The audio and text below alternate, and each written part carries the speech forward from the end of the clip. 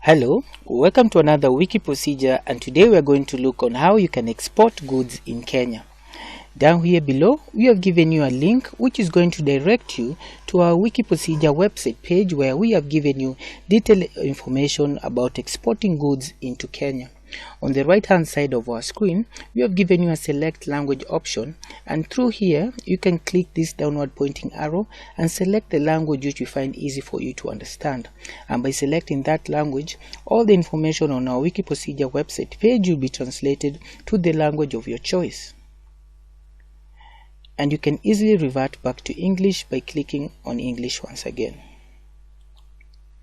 Additionally, we have included external links to other websites where you can visit and get more information on how to export goods into Kenya. There is a guide on exporting and a handbook of importing and exporting. You can click on those links to get more details on how to go about the exporting process in Kenya. But before we move on with our presentation, I'll urge you to hit the like button and hit the subscribe button and notification button on our wiki procedure YouTube page so you can get notifications every time we add new content on our wiki procedure YouTube page. So let's get to our presentation. The list of items which we are going to cover in this session include the need for exportation, the eligibility, required documents, steps to follow, fees, validity period, processing time, office location and contact information, and any other information which might give us more insight on how to export goods into Kenya. So welcome to our presentation today, which is brought to you by wikiprocedure.com. Need for exportation. Exportation allows one to export locally produced goods from Kenya to other countries all over the world. The eligibility criteria. Locally processed or finished goods that comply to set standards can be exported from Kenya. The required documents.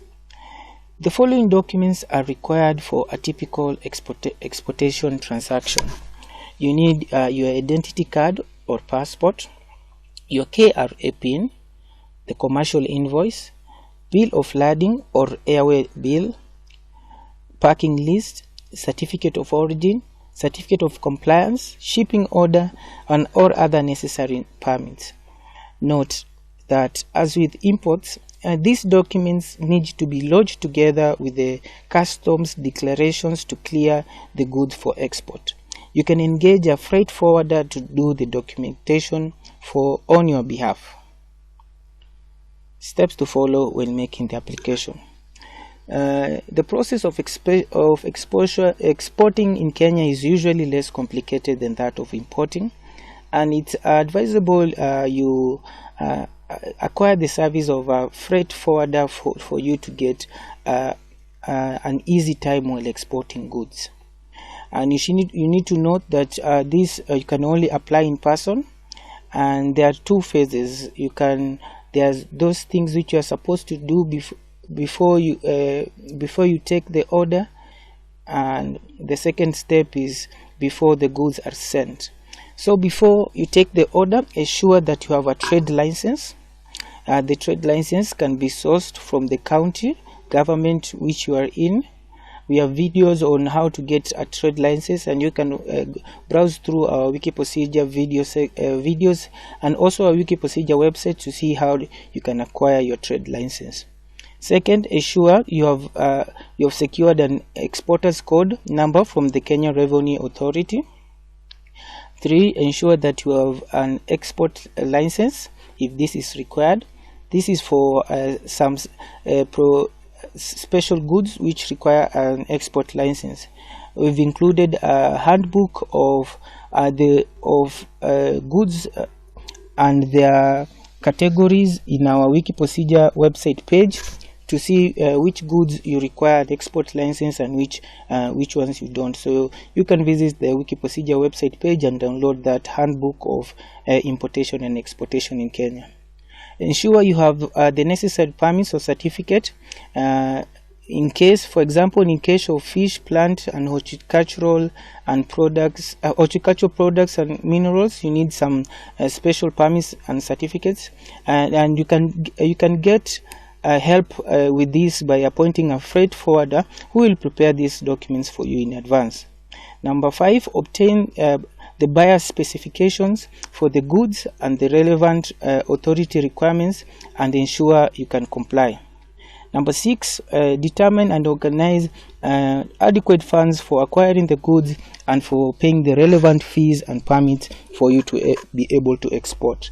So now, before the goods are sent, these are the steps you need to follow. Just a minute. First of all, contact the buyer to ensure that the supply contract is fully signed, indicating the description of the goods, the technical specifications, the quantity, the price, the payment terms, and delivery time. The second step is you're supposed to contact your bank to obtain a payment guarantee. After you obtain your payment guarantee, obtain or prepare all the necessary export documents and forward them to your freight forwarder.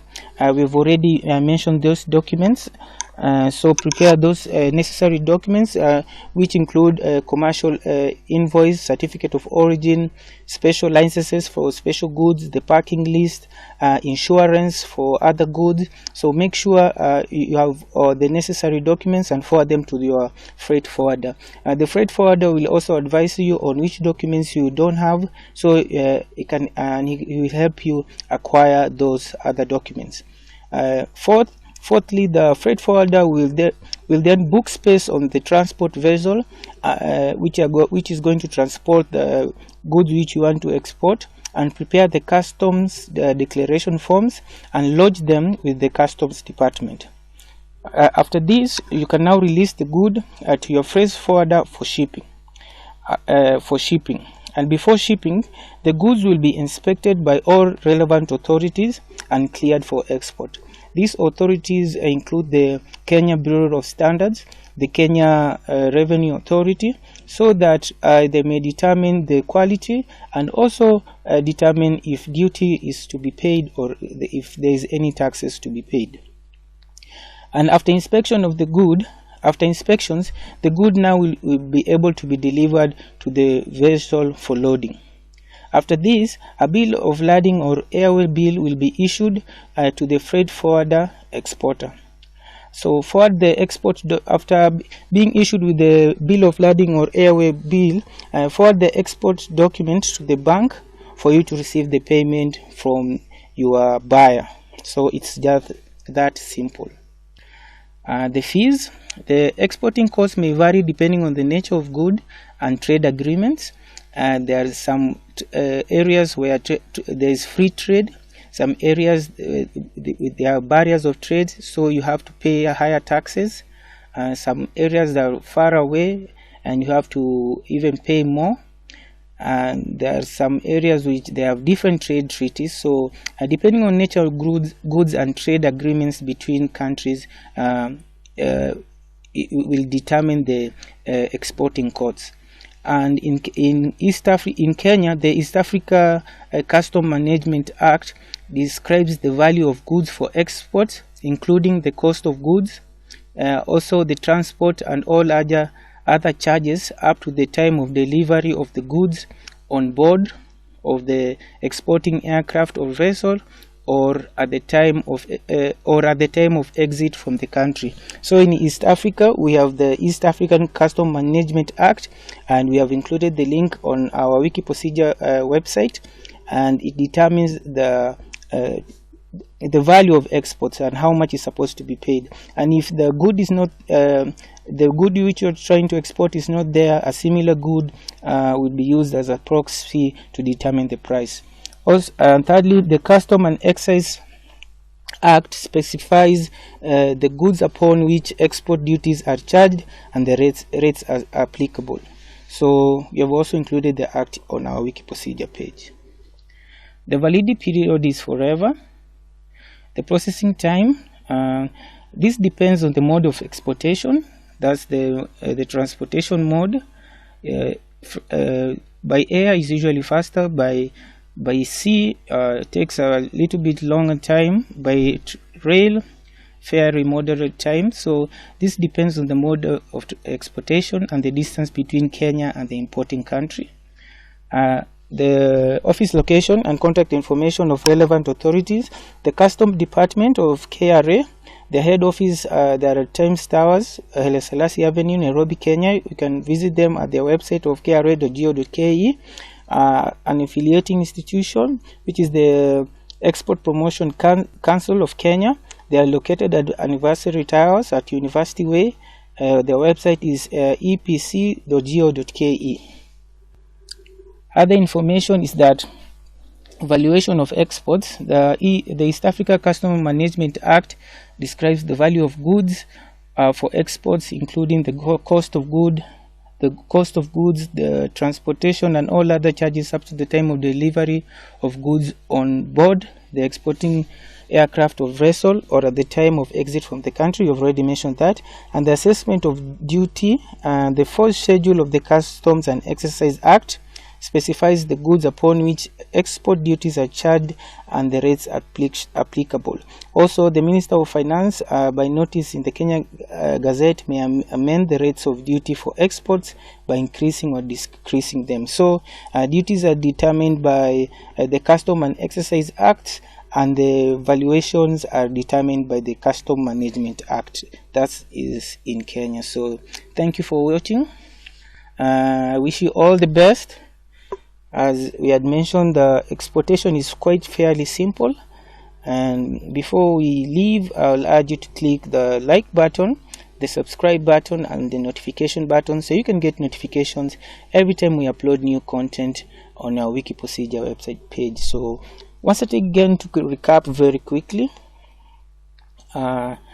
before you take your order, make sure you get the trade license. We have procedure showing how you can get a trade license.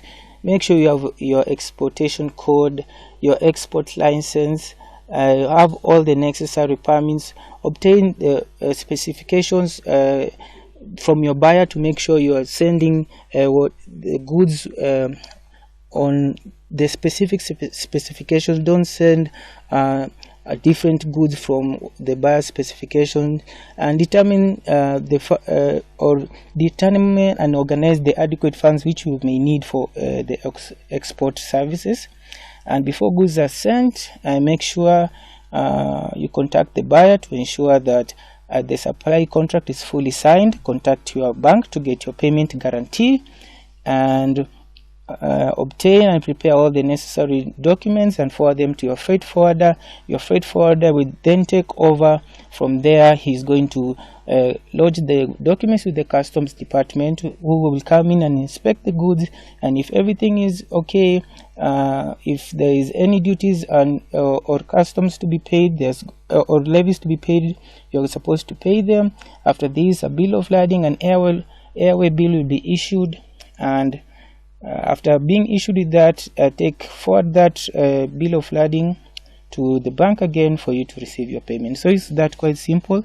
Thank you for watching, and once again I urge you to click on the like button, subscribe, and notifications, and I wish you all the best.